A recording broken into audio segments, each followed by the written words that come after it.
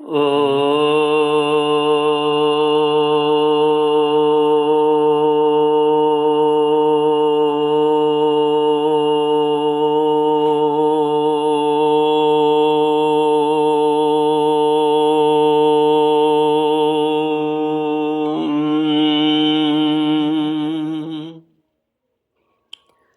श्री गुरु चरण कमलेभ्यो नमः।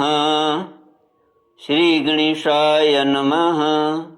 श्री सरस्वत्यै नमः। श्रीमद्भागवत भगवान की जय।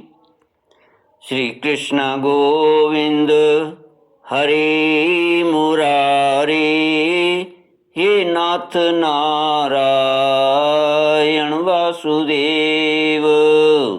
श्री कृष्ण गोविंद हरे मुरारे, हे नाथ नारायण वासुदेव। ओम नमो भगवते वासुदेवाय। ओम नमो भगवते वासुदेवाय।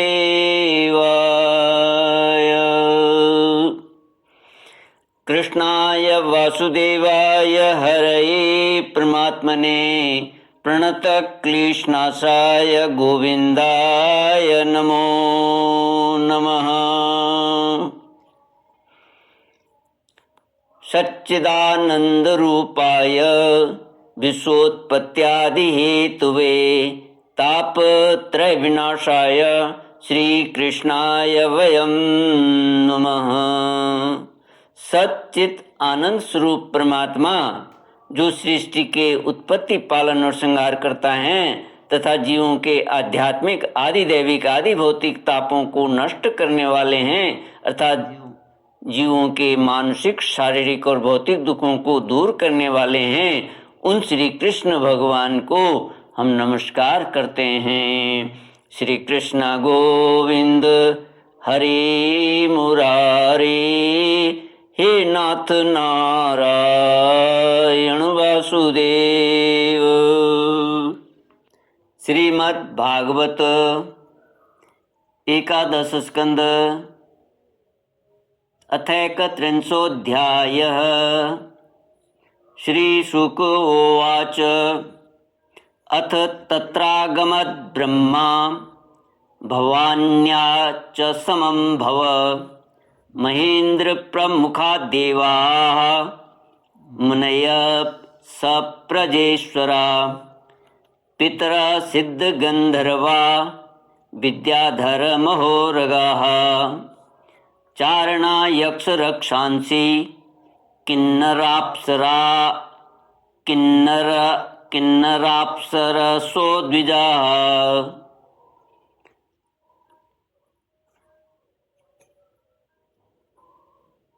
11वां स्कंद 31वां अध्याय। श्री भगवान का स्वधाम गमन। श्री सुखदेव जी कहते हैं, परीक्षित, दारुक के चले जाने पर ब्रह्मा जी, शिव, पार्वती, इंद्रादि लोकपाल, मरीचि आदि प्रजापति, बड़े बड़े ऋषि मुनि, पितर, सिद्ध, गंधर्व, विद्याधर, नाग, चारण, यक्ष, राक्षस, किन्नर, अप्सराएं तथा गरुड़ लोक के विभिन्न पक्षी अथवा मैत्रेय आदि ब्राह्मण भगवान श्री कृष्ण के परम धाम प्रस्थान को देखने के लिए बड़ी उत्सुकता से वहाँ आए। वे सभी भगवान श्री कृष्ण के जन्म और लीलाओं का गान अथवा वर्णन कर रहे थे। उनके इस विमानों से सारा आकाश भर सा गया था। वे बड़ी भक्ति से भगवान पर पुष्पों की वर्षा कर रहे थे। सर्वव्यापक भगवान श्री कृष्ण ने ब्रह्मा जी और अपने विभूति स्वरूप देवताओं को देखकर अपने आत्मा को स्वरूप में स्थित किया और कमल के समान नेत्र बंद कर लिए। भगवान का श्री विग्रह उपासकों के ध्यान और धारणा का मंगलमय आधार और समस्त लोगों के लिए परम रमणीय आश्रय है। इसलिए उन्होंने योगियों के समान अग्नि देवता संबंधी योग धारणा के द्वारा उसको जलाया नहीं, सशरीर अपने धाम में चले गए। उस समय स्वर्ग में नगाड़े बजने लगे और आकाश से पुष्पों की वर्षा होने लगी। भगवान श्री कृष्ण के पीछे पीछे इस लोक से सत्य, धर्म, धैर्य, कीर्ति और श्री देवी भी चली गईं। श्री कृष्ण गोविंद हरे मुरारे, हे नाथ नारायण वासुदेव। भगवान श्री कृष्ण की गति मन और वाणी से परे है।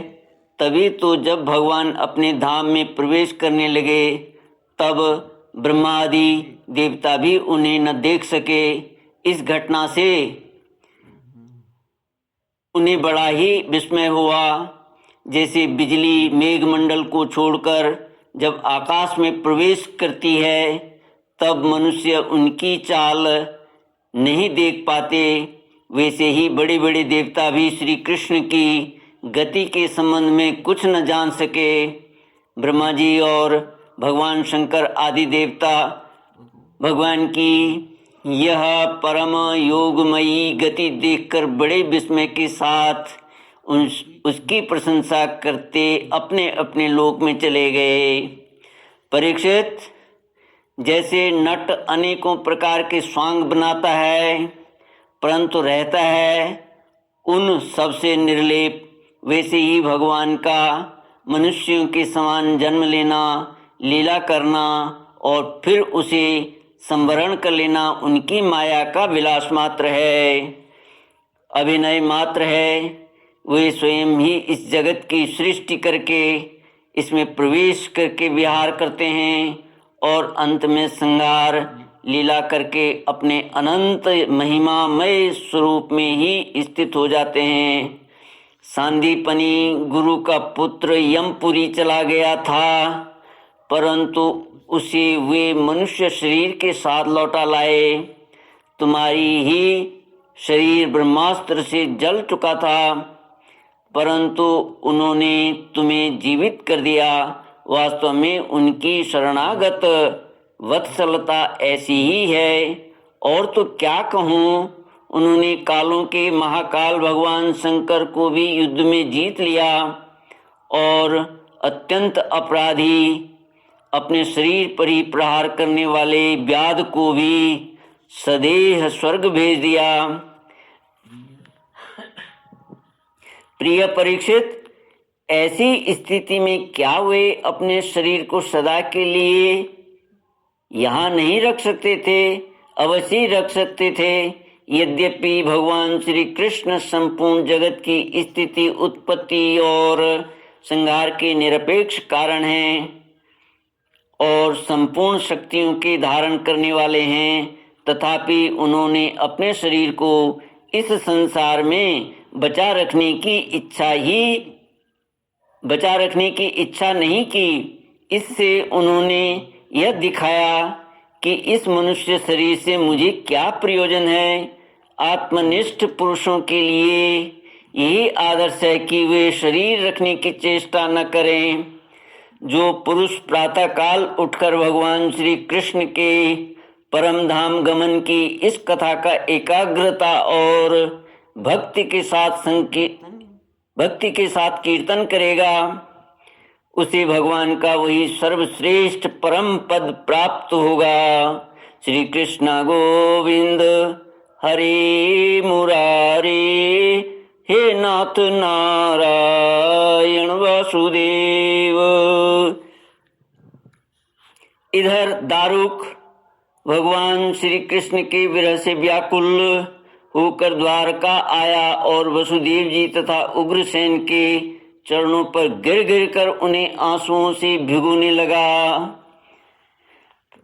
श्री सुखदेव जी महाराज कहते हैं, परीक्षित, उसने अपने को संभाल कर यदुवंशियों के विनाश का पूरा पूरा विवरण कह सुनाया।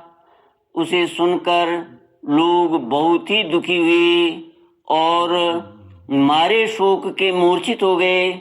भगवान श्री कृष्ण के वियोग से विह्वल होकर वे लोग सिर पीटते हुए वहां तुरंत पहुंचे जहां उनके भाई बंधु निष्प्राण होकर पड़े हुए थे।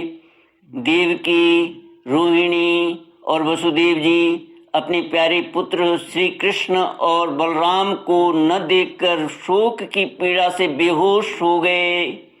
उन्होंने भगवत विरह से व्याकुल होकर वहीं अपने प्राण छोड़ दिए।